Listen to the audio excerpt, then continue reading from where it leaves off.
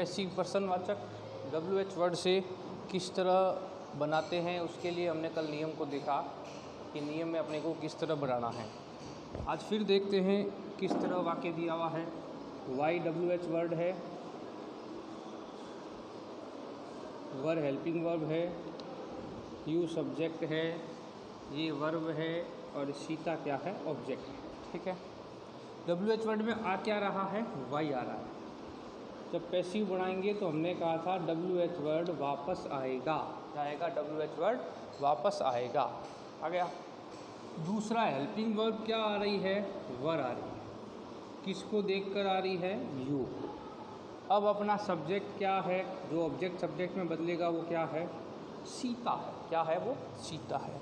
तो यू के साथ तो वर ही लगता है, वर का नियम है वाजवर।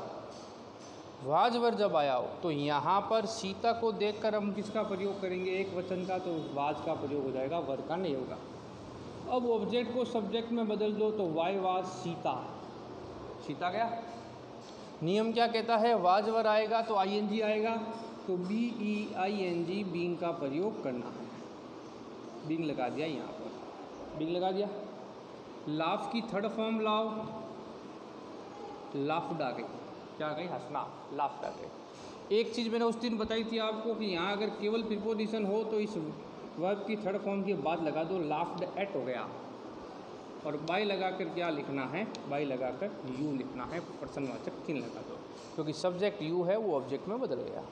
तो क्या किया, WH वर्ड वापस आया, हेल्पिंग वर्ब वर थी लेकिन यहाँ सब्जेक्ट सीता है तो वाज आ गया, ऑब्जेक्ट ऑब्जेक्ट में बदल गया, सीता आ गया। बीइंग लगा देंगे, लाफ की थर्ड फॉर्म लाफ्ट हो गई, ये जो एट बड़ा था वो लाफ्ट थर्ड फॉर्म के पीछे आ गया, बाई लगाकर क्या लिख दिया, यू लिख दिया। समझ में आ गई बात। दूसरा भी ऐसा ही है, देखें, वाई आ रहा है WH वर्ड, ये डिड आ रहा है हेल्पिंग वर्ब, यू सब्जेक्ट, ये वर्ब और ये क्या आ गया आपका, ऑब्जेक्ट आ गया। तो WH वर्ड वाई आ रहा है तो वापस आ जाएगा वाई। डिड आए तो क्या नियम है, डिड का नियम क्या कहता है, डिड का नियम कहता है वाजवर का प्रयोग करते हैं जब डिड आता है। डज आता है तो इजारम, डिड आता है तो वाजवर। तो ऑब्जेक्ट क्या है ये इस पर गौर करो।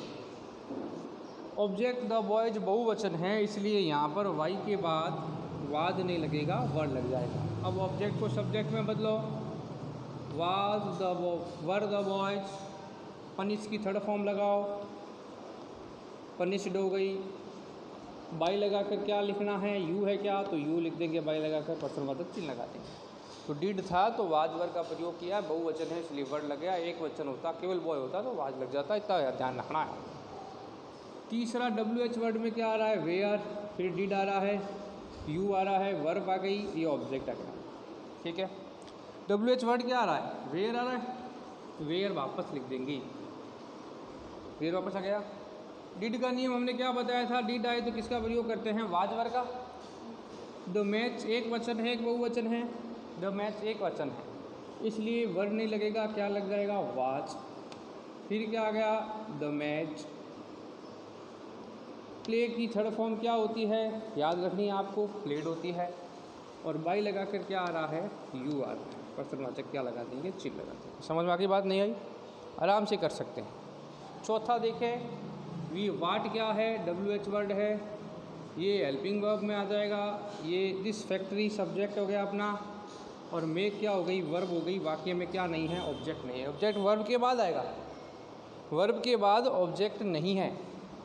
वाट आए तो वाट का तो वाट ही आता है, हु और हुम बदलना, बाकी कोई नहीं बदलना है, ये नियम में पहले हमने कल देख लिया था। वाट का वाट आ गया, जैसे डिड आया तो वाजवर लगाया ना, डज आए तो क्या किसका प्रयोग करते हैं, इजारम का। तो यहाँ क्या लगा दिया हमने, इज लगा दिया, क्योंकि अपने पास ऑब्जेक्ट नहीं है देखने के लिए। मेक की थर्ड फॉर्म लगानी है, क्या आ गई, मेड आ गई। और सब्जेक्ट ऑब्जेक्ट में बाई लगा कर लिख देंगे, बाई दिस फैक्ट्री।